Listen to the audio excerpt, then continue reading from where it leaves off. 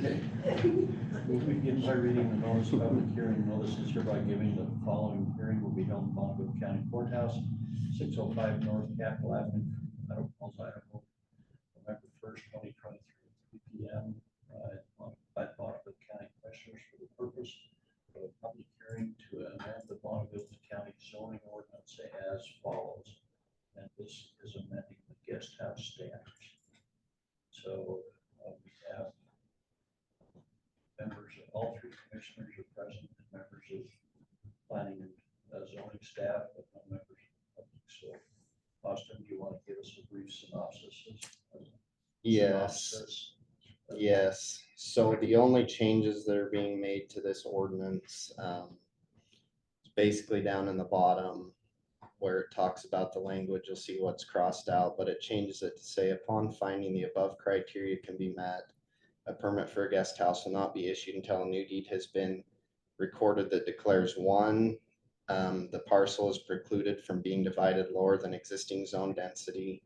2, the guest house will not be rented, leased, or sold apart from the primary residence. The reason for this change is really just to clarify Idaho Code 676539, which the state of Idaho put out, which basically says if the county doesn't have anything that limits guest houses, Airbnbs, short-term rentals, anything like that, that people can basically rent, do whatever they want. It's an open slate that the state doesn't stop them from doing it. So if we were to not restrict the rentals on new guest houses, a loophole may exist that allows residents to create a long-term option of short-term rentals on one parcel.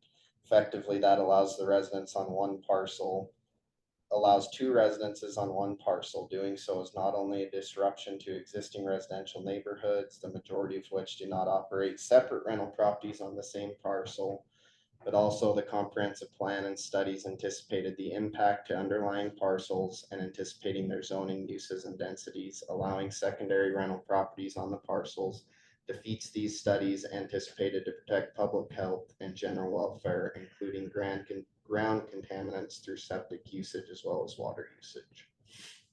So really just some changes to clarify that they can't rent them separately and they can't just have a free-for-all on these guest houses.